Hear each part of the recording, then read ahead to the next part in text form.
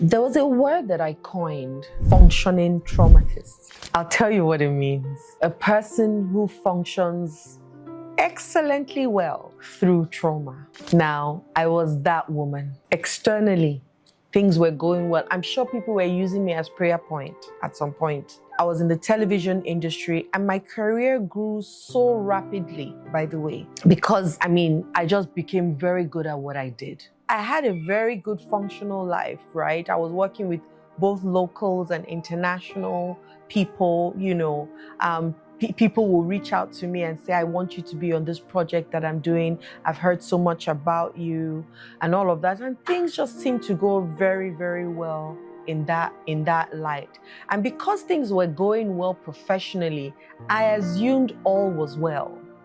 But I wasn't taught at the time, and I didn't know at the time, that just as there's a professional side of us, there's also the personal side. And the personal side actually runs the professional side. And the personal side, with what I believe right now, is your spirituality, your health and wellness, and your relationships. And they're not tangible, so we don't really look at it. We only look at the professional side because that's where we get money from to pay our bills. But if you are dysfunctional within, you will be dysfunctional without, right? If you're hurt within, you'll be hurt without. So let me tell you some of the things that I realized I used to do. I had to become a masculine woman because I worked in a male-dominated industry and I felt like I needed to be tough, not knowing that being soft was also okay, right? Even in the midst of men. So even with that, what I'll do is, I will act angry. I will do all kinds of things because I didn't want anybody to take advantage of me. I didn't want to be seen less of. So I was very, very, should I say, not arrogant, but I was rough. Let me use that word. I was rough, okay? And on top of that, I was such a nice person, yes, but I started doing things that, I saw my mates doing, which was smoking and drinking, because I thought, that's what you needed to do to be amongst, especially in the entertainment industry. Everybody's smoking, everybody's drinking. I don't do any of these things anymore. Not because I judge anybody, but because my body is the temple of God, and I choose what goes into my body, and I'm more particular, right? And so, the reason why I'm doing this video and this new set of video is to share a few things with you so that you can sit down, because sometimes people say, there's nothing wrong with me now, I don't need therapy, so I don't even need to listen to this video. This video actually is for you because you're going through certain things alone that other people may not know that you're going through, and that's what happened to me. I'll go out, conquer the world, and come back and sit down in my room and cry for the entire night. And I'll play songs that will intentionally make me cry. So when they say afowofa, it means I was using my hand to do myself, right? But I didn't know any better. I thought this, if you show people your weakness or your inadequacies, then they will see you as weak and they will not think of you as somebody that they want to be with. Not knowing that being vulnerable is a strength. So I came up with some frustrations that functioning traumatists have. I came up with some desires that we have, and I came up with some fears that we have underneath. So if you say yes to any of these fears or frustrations or desires that I'm about to share, all hope is not lost. I'm not sharing them because I want to point fingers at you. I'm sharing them because I want to put on a light bulb in your heart, so that when you hear it, you will know that, oh, okay, so this thing that I've been dealing with, it means something and it is coming from somewhere. And so maybe I need to dig into it a little bit more. Now, for some people who have started to read books, maybe attend one or two courses, they think, oh no, I'm good. I've attended a couple of courses, so I'm personal developmental strength. But the truth is that you might have head knowledge. You also need heart knowledge, because the heart knowledge is what is going to boost the head knowledge and make it complete. So here are some of the frustrations that I've come up with. And if you say yes to any of them at all, if even maybe means something, if it's not an outright no, then you want to really, really check it out. And the first frustration is that Functioning traumatists feel undervalued at work. Are you one of those people? You feel like your effort goes unnoticed and you are constantly frustrated and demotivated. Now, I know this happened to me. I can tell you for free. I will go to work and think, oh, I've done so much, and I'm expecting my boss to pat me on the back and tell me, well done, and I will get nothing. In fact, sometimes I'll actually even get a shout that you didn't think through this well enough. Meanwhile, I felt like I'd thrown in everything. Did this ring anywhere in your mind? Did this ring true for you? If it did, then there's something we need to look at, because expecting external validation from people without giving yourself validation will keep you frustrated for life. The second thing is that you struggle with work-life integration. You're juggling professional responsibilities and your personal life, and it is very, very overwhelming. So you go to work every morning, you have to get up at 5 to look after your kids. If you're a woman, even men to look after their kids. You go to work, you come back home, you're tired, but you still have to do certain things. And you're one of those people who will not trust that, oh, your house manager or your house nanny can do stuff, or your kids can do stuff if they're older. You have to micromanage and helicopter everybody, not just at home, but at work as well. That is another frustration or another thing to check out to see that you're functioning through some kind of trauma, right? The third one is difficulty in managing relationships. Trauma can strain relationships, and it makes it hard for you to connect, not just with your colleagues and your family members, but also with yourself. If you're finding it hard to keep friendships, I've met women who have said, I don't have any friend. I don't have any friend. Now, how do you think their life is going to be, or your life is going to be? I also, at some point, my friends were the only people that I worked with. I didn't have friends outside my workmates. So I thought I was good. I'm at work all the time anyways. When you work in television, you're there around the clock, especially when you're producing projects like a Big Brother that is 24 hours. And that's one of the projects that I supervise here in Nigeria. So you then find yourself just going round and round the clock. You can't keep friendships. You can't even keep romantic relationships, right? I remember one guy saying to me that, you don't have time for me.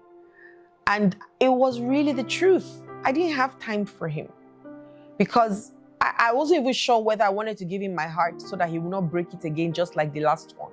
And so you become closed to relationships. Some women say, oh, women have hurt me so much before in the past.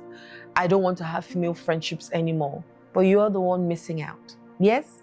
The next one is overwhelmed from multitasking. You want to do so many things at the same time. And this is especially to women. You want to be at home, at the same time be at the office, at the same time be in the shop, at the same time be in your husband's office place or your boyfriend's, thinking on behalf of them, at the same time now thinking about what God is meant to be doing and how he should do it in the way you want him to do it. Of course. What's going to come out of that? Overwhelm. Of course.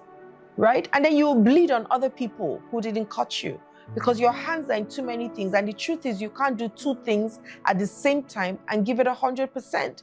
Even if, yes, we as women think that, oh, I can be here and be thinking, you can manage certain things. But I'm not sure that you can do it all the time. One of the reasons why I never feel burnout is because I focus on the things that I'm doing and wear only that hat. So when I'm going to the office, I remove my mommy hat. I leave it at home and I wear a different hat. When I'm coming back home, I remove boss's hat, leave it in the car. As I come out of the car, I'm wearing a different hat, right?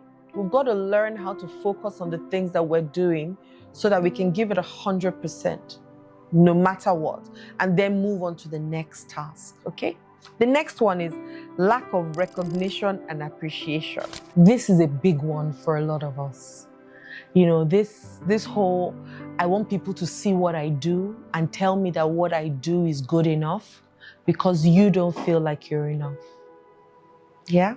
The sixth one is low self-esteem and self-doubt. Oh, another big one. We're constantly doubting ourselves and asking, what do you think? What do you think? What do you think? What do you think? What do you think? What do you think? We're consistently asking people what they think about the things that we do because we don't trust ourselves and we don't believe that anything that comes out of us can be good enough. Number 7, balancing your ambitions with your personal life.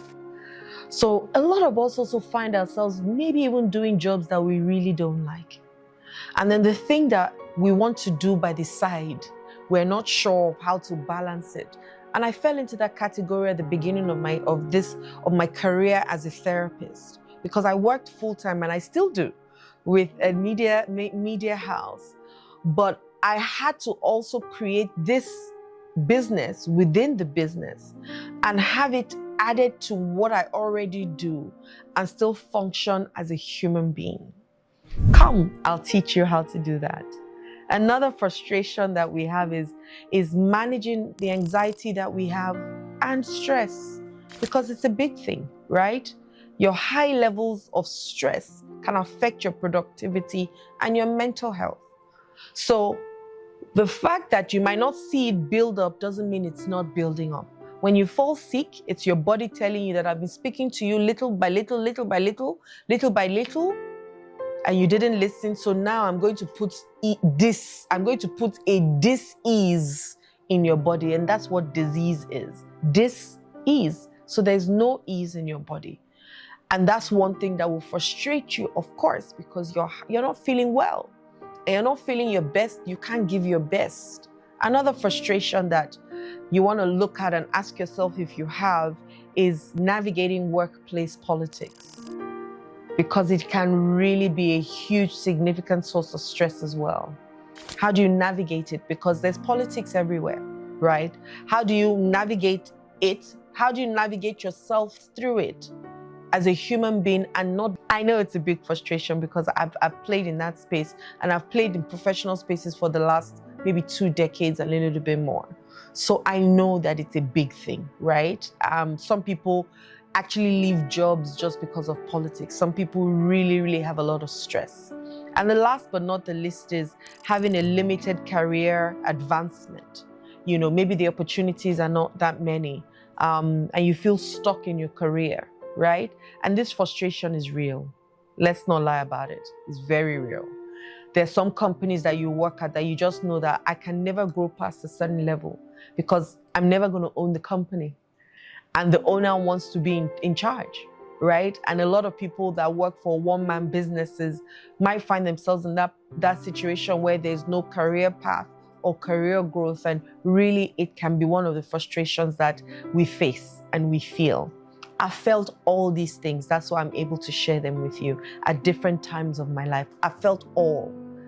But even in all of this, it seemed like I was still okay, right? Wrong. I was not okay, but I didn't know better. In the next video, I'm going to talk about some of the desires we have as functioning traumatists, right? Because we have desires too. There's so many things that we long for.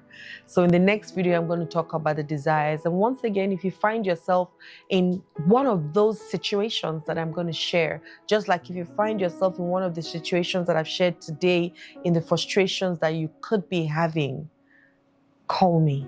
Send me a DM. I promise you I've come out of all these stages and I can share my pathway with you, and I can teach you what I did to help you as well. So send me a DM today and I'm just a ding away, okay? Hi there, my name is Adiola Kingsley James. I hope these videos that I've been creating and producing are really, really transforming you.